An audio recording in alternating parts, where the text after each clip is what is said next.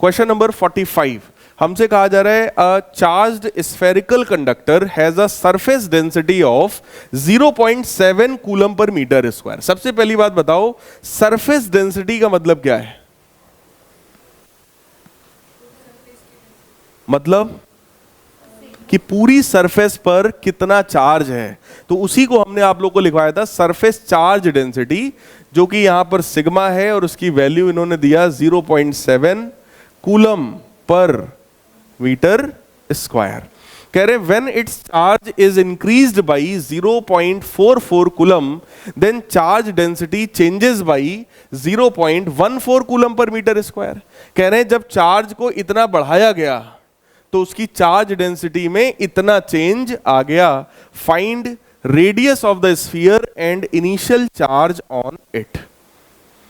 सोचो, बहुत simple question है बेटा, सिग्मा पर बेस्ड है। सिग्मा का मतलब क्या होता है? Charge per unit area. अब आप मुझे बताएं, अगर स्फीयर है तो एरिया कितना है? 4 पाई, और इसकी इनिशियल वैल्यू हमको क्वेश्चन में कितना गिवन है?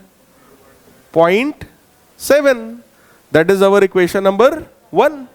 सेकेंड केस में कह रहे हैं चार्ज इज इंक्रीज्ड बाई, तो Q प्लस कितना हो गया चार्ज? 0.44। और आप मुझे बताओ फिर क्या कह रहे हैं? Find the radius and initial charge. अब एक चीज बताइए, अगर आपने चार्ज बढ़ा दिया तो क्या रेडियस पर भी फर्क पड़ना चाहिए? भाई जो गोला है, गोला तो वही है ना। आप अपने मोबाइल को जब 100% चार्ज कर देते हो तो क्या वो बड़ा हो जाता है? नहीं। इसका मतलब अगर आपने इस पर कुछ भी चार्ज दिया है तो चार्ज की वैल्यू बढ़ रही है, लेकिन रेडियस तो वही है ना, स्फीयर तो वही है। इसका मतलब एरिया विल रिमेन अनचेंज्ड। लेकिन अगर चार्ज बढ़ाया है तो इस सिग्मा तो बढ़ेगा। तो यहां पर इन्होंने बोला कि that charge density changes by 0. इसका मतलब 0.7 तो पहले ही था, प्लस कितना हो जाएगा? 0.14, क्योंकि लिखा था चेंजेस बाई। अगर लिखा होता चेंजेस टू, इसका मतलब क्या होता?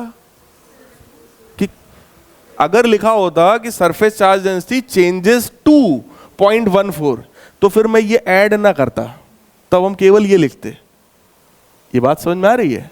भाई किसी चीज को 5 यूनिट बढ़ाना तो +5, और हम बोल दें कि फाइनली 10 हो गया तो फिर केवल 10 रख देंगे, काम खत्म। समझ में आ रही बात? तो लैंग्वेज को बड़ी ध्यान से पढ़िएगा, समझिएगा और फिर ये सब काम करना। बाकी क्वेश्चन तो काफी सिंपल है। जैसे ही मुझे लगता है आप लोग डिवाइड करोगे, डिवाइड करते ही बेटा Q की वैल्यू आ जाएगी, और Q की वैल्यू किसी भी एक में उठा के रख देना तो R की वैल्यू आ जाएगी। कर पाएंगे? कोई इसमें डाउट हो भाई तो बताइए आप लोग। मैं आप लोग को इसका आंसर बता दे रहा हूं। जैसे ही आप इसको रखेंगे, सिंप्लीफाई करेंगे, the value of R is equal to 0.5 metre and value of charge is equal to 2.2 coulomb. कर लोगे भाई सब लोग? सिंपल चीज है, इसमें कुछ कठिन नहीं है। सिग्मा मतलब होता है सरफेस चार्ज डेंसिटी, मतलब चार्ज पर यूनिट एरिया। बस ये ध्यान देना कि कंडक्टर क्या है। अगर स्फीयर है तो 4 पाई आर स्क्वायर, सिलेंडर है तो उसका एरिया होगा 2 पाई आर एच वाला। ठीक, तो जैसा चीज हो बस वैसा एरिया आप लोग लीजिएगा, क्वेश्चन हो जाएगा सॉल्व। क्लियर? अगली वैरायटी का क्वेश्चन देखिए। कह रहे हैं 64 drops of radius 0.02 meter and each carrying a charge of 5 microcoulomb are combined to form a bigger drop। 64 छोटी छोटी ड्रॉप्स कंबाइन होकर के एक बड़ी ड्रॉप में कन्वर्ट हो गई। Find how the surface density of electrification will change if no charge is lost. कह रहे हैं कि बताओ इस तरीके से इलेक्ट्रिफिकेशन करने पर, मतलब चार्ज को इधर उधर करने पर उसके सरफेस चार्ज डेंसिटी पर क्या फर्क पड़ा। क्वेश्चन समझ में आ रहा है? अब एक चीज मुझे बताइए, इनिशियली कितने ड्रॉप्स थे? 64। उनका अपना वॉल्यूम क्या रहा होगा? पाई आर क्यूब। हालांकि रेडियस गिवन है, बोलो भाई, रेडियस कितना गिवन है? 0 पॉइंट उसका क्यूब कर देंगे। बोलो, ये उनका इनिशियल वॉल्यूम था। और अगर 64 ड्रॉप्स को कंबाइन करके एक बड़ा ड्रॉप बनाओगे तो वो भी तो स्फेरिकल होगा। उसका वॉल्यूम कितना होगा?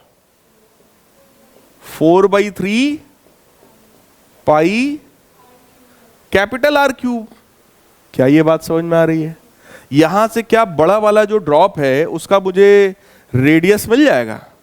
और ये सब कैंसिल। कैपिटल आर की जो वैल्यू समझ में आ रही है, देखो इसका क्यूब रूट कितना आएगा 64 का?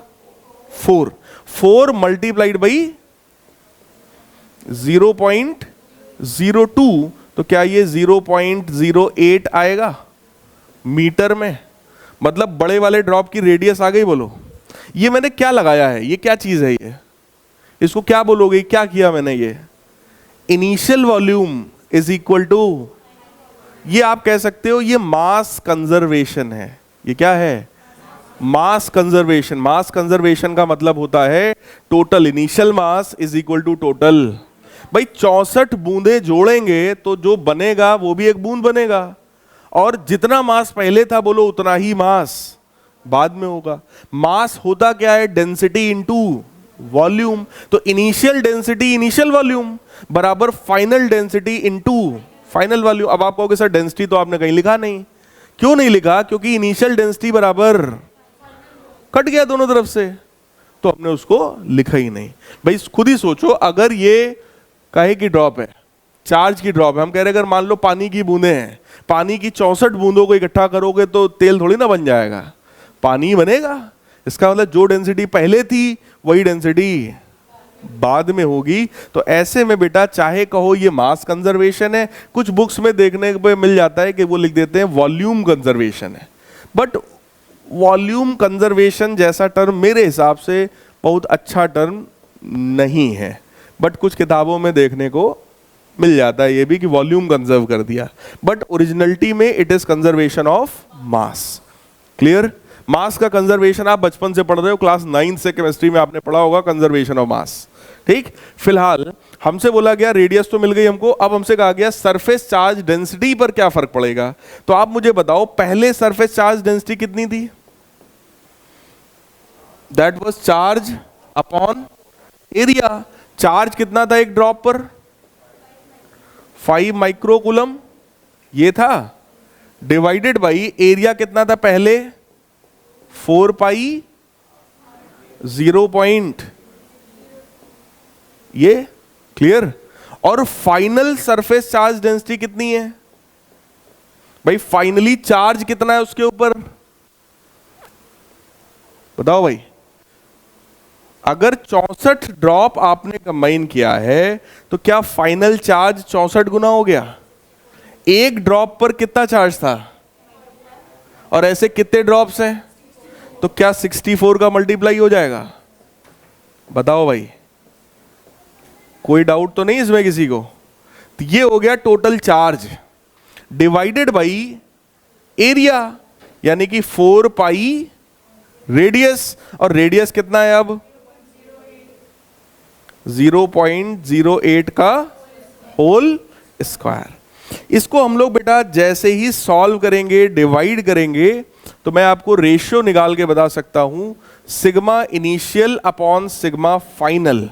अगर हम लोग ये रेशियो लेंगे तो चेक करो, 5 इंटू 10 की पावर -6 से 5 इंटू 10 की पावर -6 कैंसिल, 4 पाई से 4 पाई कैंसिल, ऊपर सिर्फ इधर बचेगा 1, इधर नीचे क्या बनेगा 64, ये वाला चला जाएगा ऊपर और ये वाला चला जाएगा नीचे, यानी कि 0.08 का स्क्वायर डिवाइडेड बाई 0.02 का होल स्क्वायर।